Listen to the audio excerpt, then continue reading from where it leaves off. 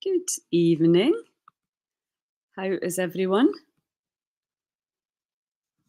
this fine night? I'll just give you a chance to jump on.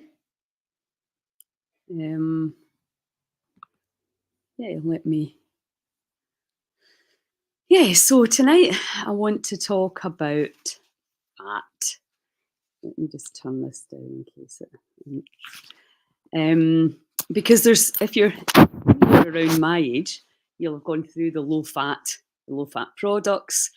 Cut all fat. Fat's the enemy. The enemy. Fat makes you fat, which is absolute rubbish. In actual fact, it's the complete opposite. Eating a lot of fat makes you thin. How crazy is that? So let's just start off with looking at the different kinds of fats that we have, because there's so much confusion because there's so many different kinds of fats. And obviously, like, it's a bit like saying flour. There's so many different varieties. Is it genetically modified? Has it been sprayed with pesticides? And it's very similar when it comes to fats. What is the quality and where are you getting it from? So let's just assume, for argument's sake, that we're talking about good quality fats. So we have polyunsaturated, monounsaturated, and saturated fats. And there's just a difference in the chemical structure and carbon bonds. But how would you or I recognise it? Well, obviously, saturated fat sets at room temperature, and that's what you see usually in the bottom of a grill pan if you've been grilling things, or like, I don't know if your mum ever used to do this, pour off the lard, and you'd have that in the fridge, which is what they would use, for their frying. So, and that's actually turns out to be the best way to do it.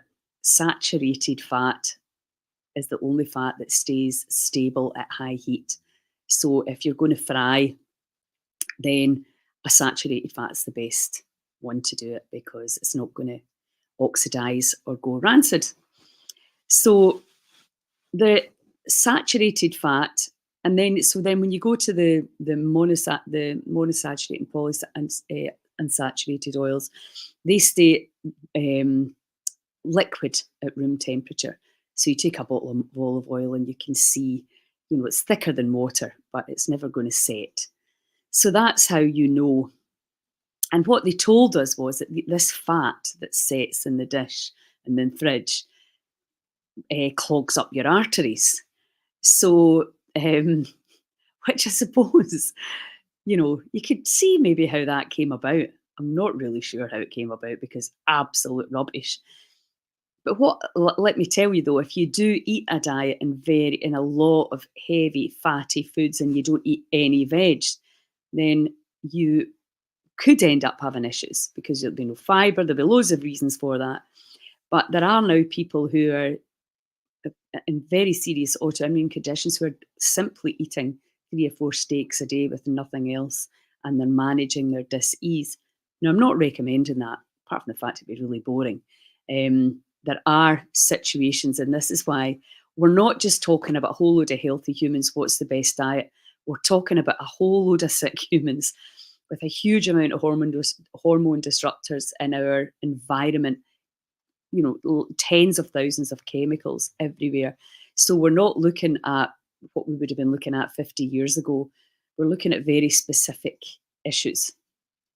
So I can't really talk about the huge benefits of fat without talking about fructose. So you get fructose and glucose. And glucose is a fuel that we run on, as is fat. And I talked a little bit last week about the percentages of fats and proteins to carbohydrates, depending on your age, what you're doing, what your issue is, and how you can, and particularly I think for weight loss, understand that keeping your carbohydrate percentage down is when you're going to lose weight, categorically. And if you listen to the Andrew Huberman and Robert Lustig podcast, I keep posting, it's so interesting. It's 3 hours long. But what he talks about, which is relevant to this whole fat chat, when you eat a steak, for example, say it was 600 calories in fat, and 1,000 calories in protein. That's 1,600 calories in. But in actual fact, but what the body gets is way less than that, maybe right down to 800 calories. And I'll explain this in a minute too. It's so interesting what we're learning about the body now. Because depending on what part of the digestive system the food is moving through is what happens to it. I think we all understand that to a basic degree. And then once you enter in past the duodenum, that's when you start to hit where the microbiome are. I mean, I know they're everywhere, but this is the major players. Now, what they're saying is as well, if you don't feed the microbiome, if you don't give them something to eat, guess what they do? They eat us.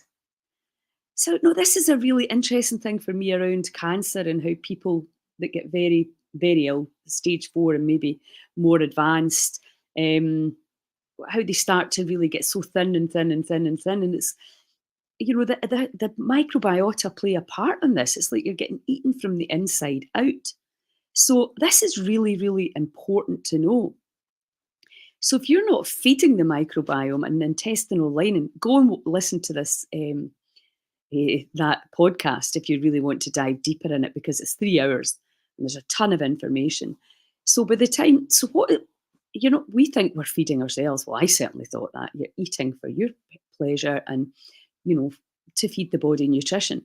But in actual fact, what we're understanding now is that the body is taking some of it, but we're feeding the critters that repair us or destroy us. So when it comes to fructose, which is a sugar, it's not a fuel, but you can get it. You get it obviously in nature. But what the big problem now is, especially in fizzy drinks, which I've been banging on about for bloody decades, since I discovered that, Diet Coke is related to MS. I don't know if they've categorically proven it now, but they certainly were linking it. And it's the artificial sugars that are not found anywhere in nature, and that is what's causing a lot of the inflammation. And not only that, it's what's causing the perforation in the digestive system that we call leaky gut. So and guess what the fats do? They counteract that and start to heal and douse the inflammation. So we know now, in order, if you are inflamed, and in that podcast, they're saying that 93% of Americans, so we'll not be far behind because for some completely unknown reason we copy them. 93%, so say it's 80% of us that are inflamed. But if you're eating the fat and the fructose, you're causing havoc for the body. So especially if it's trans fats. So you've got healthy fats and you've got shit fats. Like you've got great sugars and you've got shit sugars. And of course the ones that are cheap and that they've injected into pretty much, he told the percentage of supermarket foods. It's very high that I've got this crap injected into the foods. That's what's making us sick. The fructose and the trans fats, and the two of them together, because if you listen to Hillary's chat on the Sweet Escape, they look for what they call this bliss point, which is your perfect combination of sugar, salt, and fat. Now, there's nothing wrong with any of these things if they're natural, but if you are using processed fructose, God knows what they've got in it. I don't even know, and I don't want to know. Trans fats that are never designed to get heated, and they're getting heated and reheated, and they're rancid, basically. Sugar, fat, and salt. Yeah, processed salts. And I mean, I am not a sugar fat. I just don't crave sugar. I'm much more likely to crave something salty. But I do love salted caramel ice cream. It's bloody delicious. And when you think about it, that's got all of that and it gets that bliss point where you're just like, oh my God. What's the name of the podcast? I have a lot of weight to lose and been looking into this. Hi, good fat diet plans videos. Yeah, Jill, you absolutely listen in. I'll give you I'll send you a couple of links when I come off here, because the bite point for weight loss is key, because it goes from difficult to easy. Now, I say that easy because you understand. The thing is, most of us are not understanding the body. We've not got a clue, and we feel quite overwhelmed and lost. But when you realise that when when you get down to the amount of carbohydrate and protein, because we're now realising that some people can change the protein to glucose easier than others.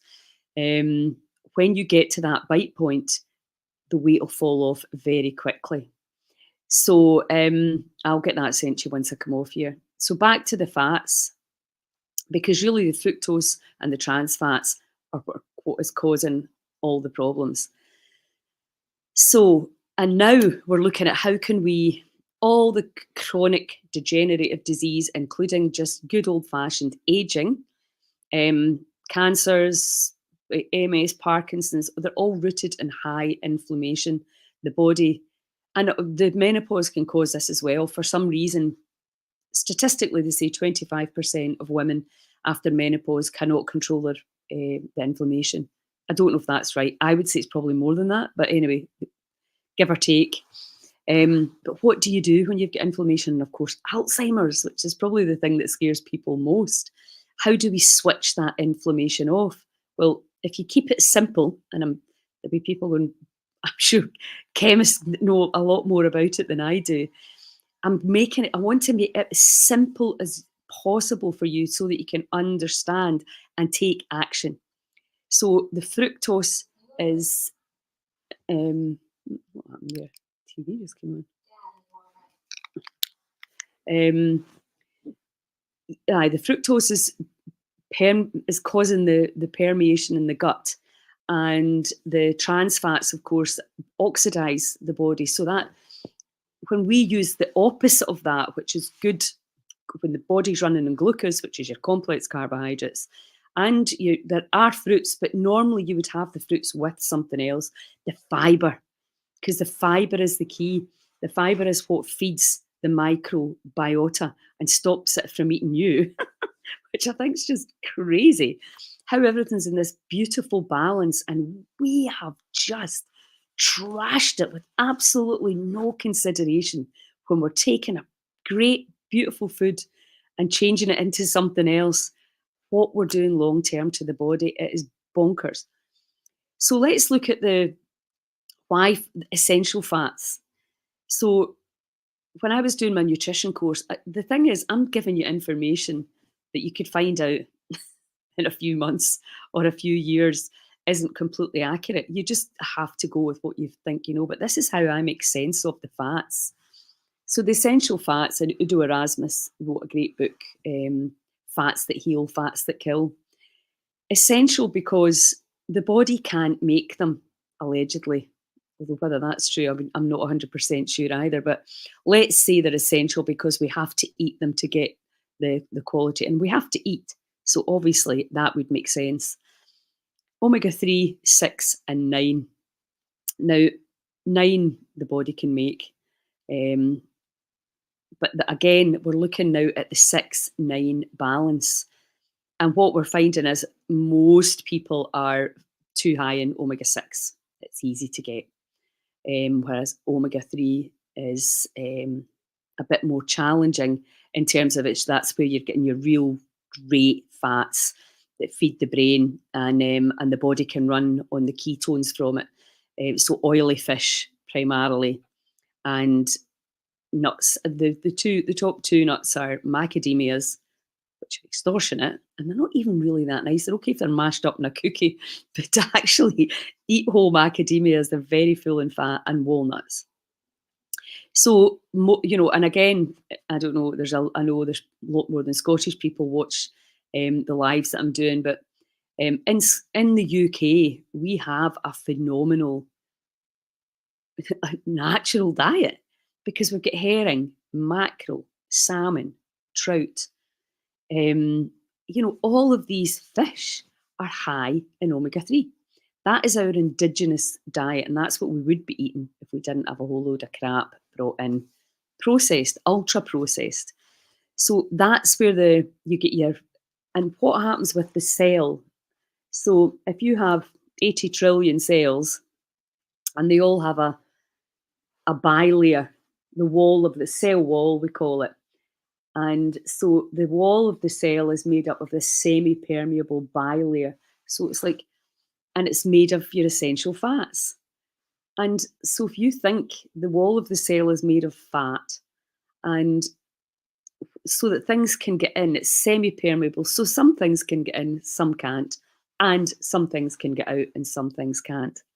This ties into the emotions as well, because the cell membrane is not only affected by the amount of good or crap fats that you eat, it's also affected by your stress hormones and how you feel. So if you're like that, if you're in a contracted, fear-filled, grief state, apathetic state, then it doesn't really matter how much good fat you're eating. The whole thing has to work together. So knowing that we are controlling via our emotional guidance system the expansion and the contraction of the cells. But in order for them to work brilliantly and buoyantly and be super hydrated, well, they need water, we need electrolytes and salts, and we need fats. Because at its very essence, the body is on this energetic level, it is information and light. And what we're trying to do is get more light in and exchange the information. The old information, we're letting it go, and we're bringing in new information so that we can be this much lighter, brighter, healthier version of ourselves as easily as possible. And I really think for me, is this huge shift in perception as to what the body actually is. So when you start to understand why these essential fats, anchovies and sardines, I don't know if you like them. We've got a really nice recipe in our book, Scotland's Wild Medicine, and it's got anchovies and spaghetti, and it's bloody delicious. You should try it. It's a really good source of fat. If you get a really good quality spaghetti, it's not been genetically modified, then you're going to have a beautiful, delicious meal. So we've kind of, pasta's bad, pizza's bad, and it's absolutely not. It's what we're making it out of. That's the issue. And this drive to make profit from food, which we need to stay alive, I tell you, that has to change. Absolutely has to change. So back to the essential fats, getting the balance right. Now, there's always, no matter what somebody says, there'll be somebody else saying the opposite. I use fish oils and I've had great success with them. Supplement, not all year round, but I'll take a 3-month fairly high dose with 1200 EPA in them. And don't ask me what brand, because I just take whatever brand suits me at the time, or whatever has got the 5-star rating. So I'm just like you, I don't sell these products, so it's usually fairly straightforward. You want a good quality brand, and then you try it out in your own body. Because the big problem with a lot of this stuff is there's nobody doing actual, really, really clear studies on it. So the calculations I have came from Patrick Holford, who wrote Food for the Brain, and he's done a lot of clinical studies with it. But when it comes to looking at, getting rid of our heavy metals, getting our omega-3/6 to get in balance, it's really tricky with food, because you're relying on people following the right advice and being honest, so that when you try to get the results 6 or 8 weeks later, the results are accurate, because they ate exactly what they said they were going to eat. And that's just very challenging to get that kind of study underway. So unless you're in a very controlled environment, it becomes very difficult to really measure a lot of the microbiome. We know you can change it very quickly, but then it'll change back every bit as quickly. We also know it gets disturbed by stress, and that's key.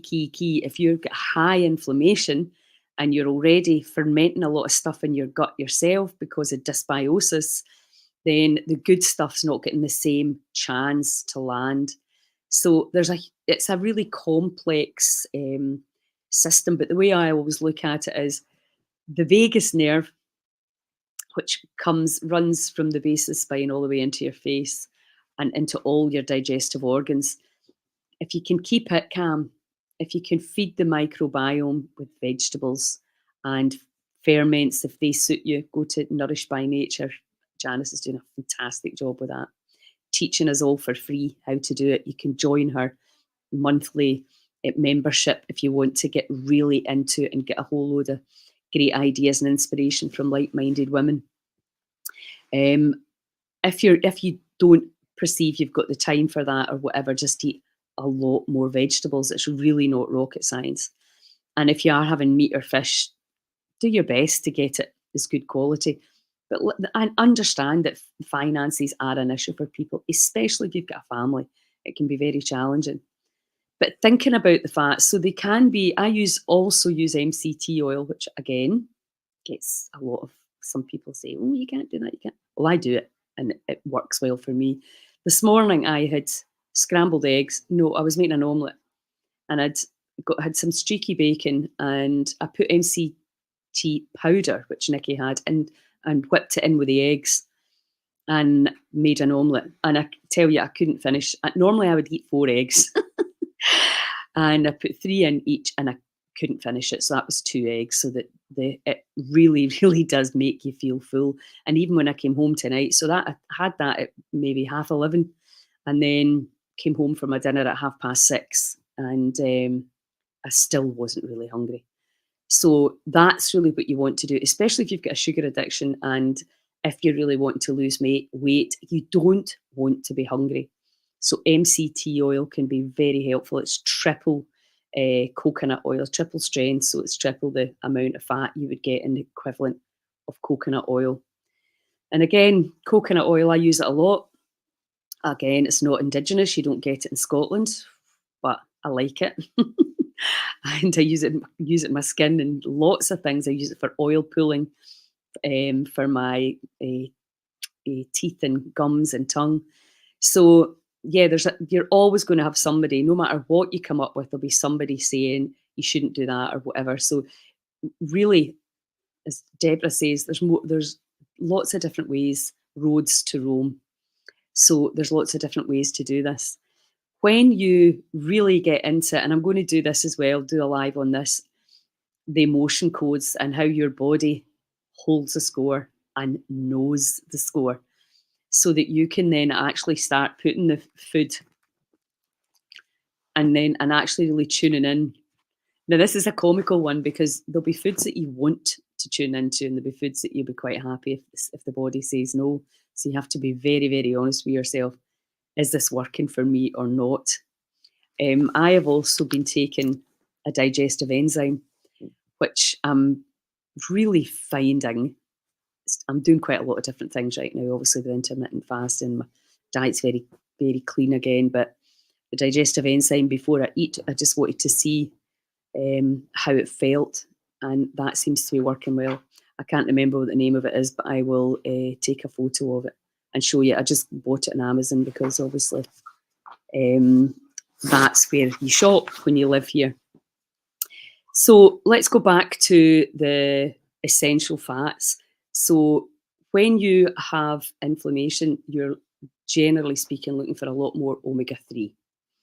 And what the omega-3 does is it seals if you listen to that podcast, they talk about the fishing net and then the plugs for the holes in the net. So if your digestive system has been perforated by processed foods and particularly fizzy, crappy drinks full of God knows what, then you're going to need fat to heal that. And you can supplement it, oregano oil, black seed oil, and eating obviously salmon and trout and herring and mackerel. And I think, you don't need to have a huge amount, but just having a little bit, you can bring it into your diet if your gut is leaking. And remember what Dr. Deborah was saying was if you've got a crack in your tongue, there'll be a crack in the gut. Chinese medicine is very much looking at the tongue and looking at your eyes and taking your pulse to actually get a feel for how well your body is or isn't managing. So getting your and again, a food journal is so helpful if you really are struggling with your health, your weight, your energy levels, or write down every single thing that you're eating, and you'll probably notice yourself, right, I should perhaps miss that for a few weeks. I'm happy to look at people's food journal, not just what you eat, but also what you drink and what you supplement.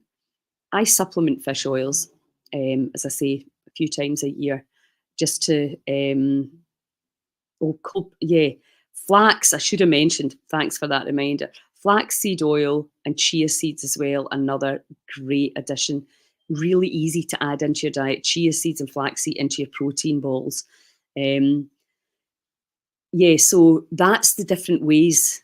Protein balls are great because you can your nuts and your seeds, and your coconut oil all in that thing, and they're just really and they're easy to you can put a little bit of fruit in there because it's not going to do you any harm. It makes it taste really nice and something you can really gnaw on to really heal the gut, something that you're going to enjoy.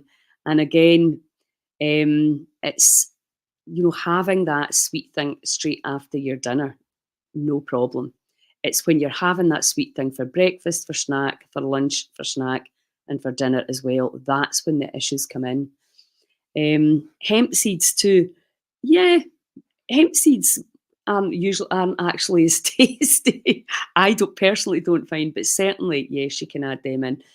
With these seeds, you can grind them and you can soak them, and that also helps. Same with the nuts and the seeds. It does two things, and probably a lot more things. One, it starts the germination process, so it starts the life. Because from the seeds, they can create another plant, and they will if they've given the right environment.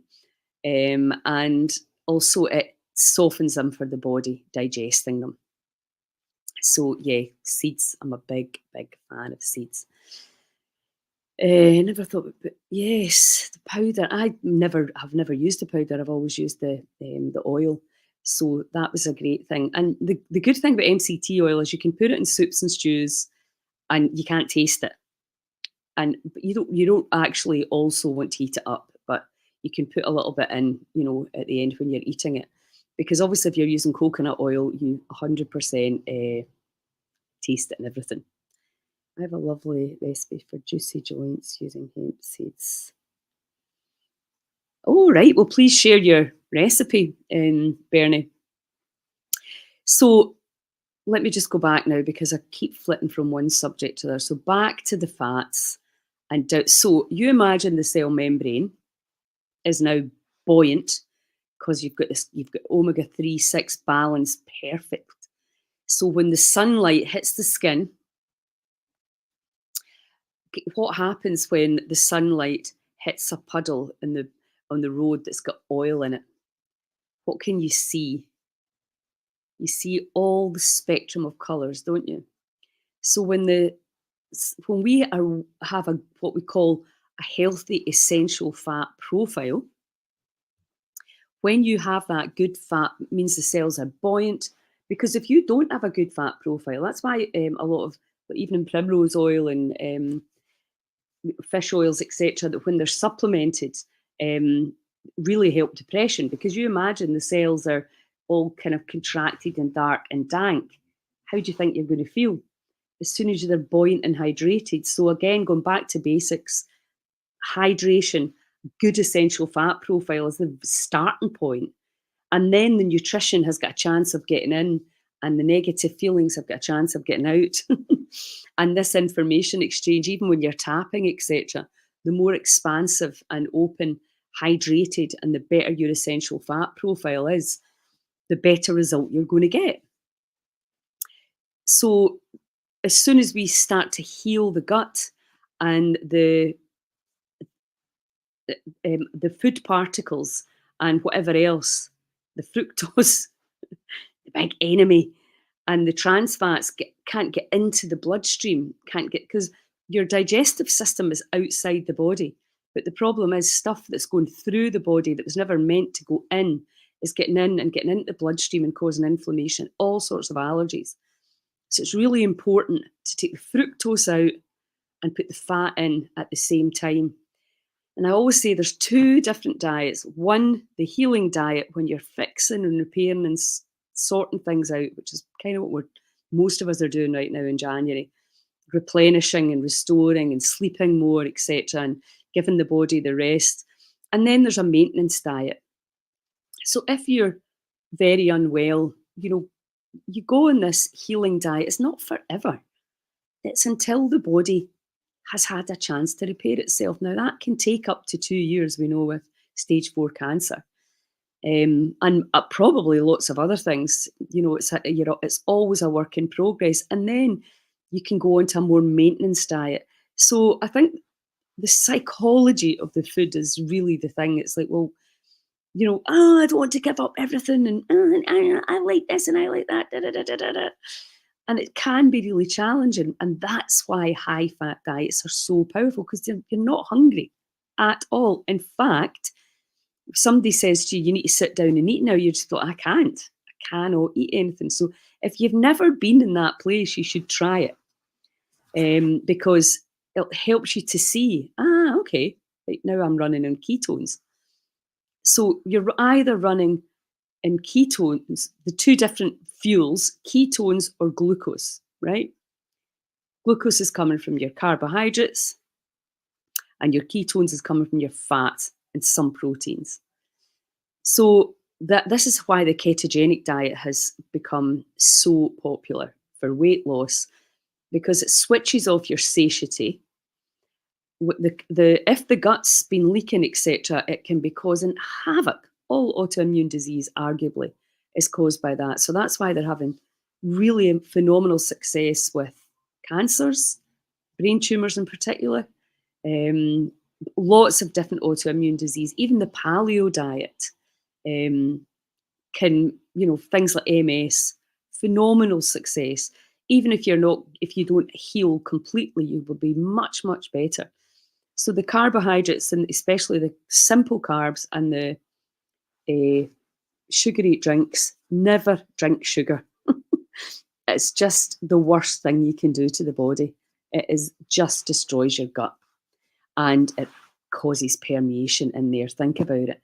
If you put Diet Coke or diet anything in your bath, it will clean it. And that's what it does it just goes in there and it destroys all the beautiful living things that are sitting there going, give me the right bricks and I'll fix your liver and I'll fix this. And obviously with the liver as well, it's taken a big hit. If you go back to what we're talking about the other day with the eat right for your type, obviously some people can't metabolize fats very well. It depends on your health. So this is, again, not a one size fits all. You may have to take your fats from a supplement if you can't eat a lot of fatty foods.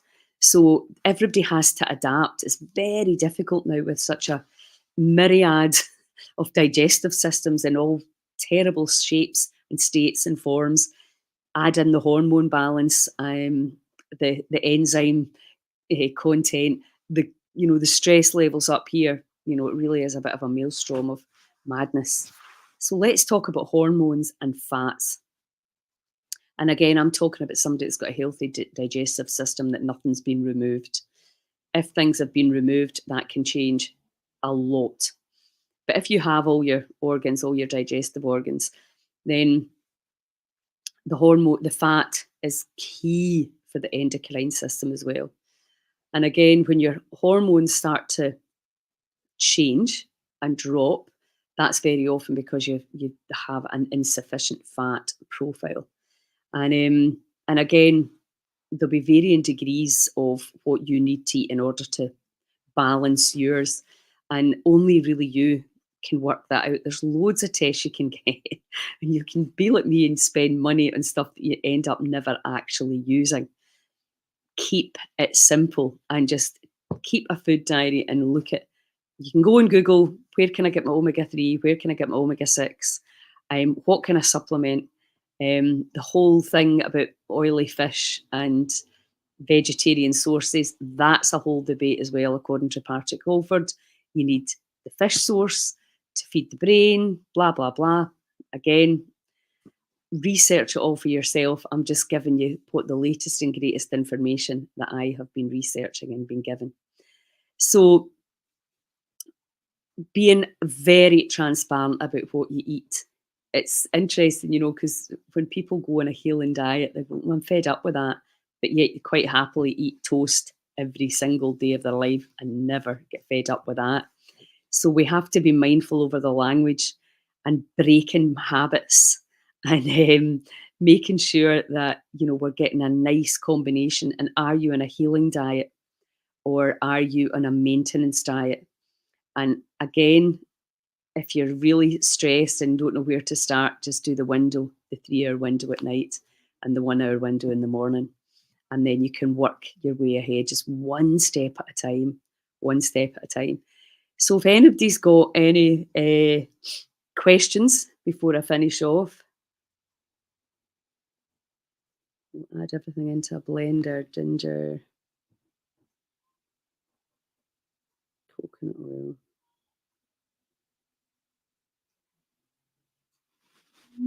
Water.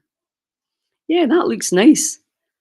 Yeah, I think it's great to have lots of different wee ideas and things that are tasty, because it looks like that would be quite nice to put in the fridge and have, because you do want to have things when if you're like that, I'm going to eat something, you want to make sure that you've got something that's going to serve the body, going to heal and seal the gut, and going to cut down your allergic responses, etc. And it's not got fructose in it. 100%. If you do one thing, do not drink fizzy drinks. Oh my God, it drives me nuts. And especially, well, not especially, but diet ones as well. Just absolute. And if you should read Ultra Processed People, because that will absolutely make you realise what they are doing deliberately to make money from you. It is absolutely shocking. And still people are naive. They did it with tobacco and now they're doing it with food, and they know they're killing people, and it's cheap and it's available and it's addictive. Fructose is highly addictive, like cocaine, like alcohol. And they know that. And that is so embarrassing. Watched that video today. Still, so is flax oil still recommended by the nutritional healer? I've got no idea what they're recommending these days, but I would think so. And do you mean omega-3 not so good? No, omega-3 is great. The balance of omega-3 and omega-6. But if you have inflammation, and if you're overweight, and if you want to cut down your cravings, chances are you're not getting enough omega-3. Most of us are omega-3 deficient, but we've got more 6. And to really balance the inflammation, you want equal parts. So again, do your own research, please. This is just a video to give you the information as I understand it. There'll always be conflicting information out there. There'll always be somebody coming in with another idea. But if you get the basic thing, which is stop drinking anything with fructose in it and eating anything with fructose and trans fats, and get to the high quality good fats, find a way to feed that incredible body of yours. What about olive oil? Yeah, olive oil is great, but again, you shouldn't really fry with it because it's unstable at high temperatures. Different oils are less stable, but basically any oil that's runny, because you've got this debate with the air fryer, because you spray on. I just do my own thing anyway, but I think you spray on some kind of oil that's not really recommended. All the nut oils, and they're lovely and they're delicious to put in salad dressings and eat cold, but there is an issue with heating them up. They oxidize. So have them cold, pressed, high quality, absolutely. And, there is a train of thought as well that the further away you get from the equator, the more saturated fat you should have. Um, I read something about algae, something to do with it being a better source. Well, I'm not sure if better is the right word, but yes, you're right, Marion. Algae, seaweed, brilliant way to get more fats in as well, and iodine, obviously. Pretty much everything that you're getting from nature in the season will have there'll be a very intelligent purpose to it. But because we think we know better and because people want to make money out of absolutely everything, even our lives and our health, it is shocking. But we have to take our power back, and it is consumer driven. Stop buying it and they go out of business. The end. Okay, so I think with that, I will finish off. Oh, this is what happens when I come on here. I end up yakking on and on and on. So I hope you've got some value from that. Out with the fructose, in with the fats, and yeah, find nice ways. Bernie put a nice drink up there. You can do that with your smoothies. Just add in lots of different things into it. Spirulina, what's the other one? Chlorella.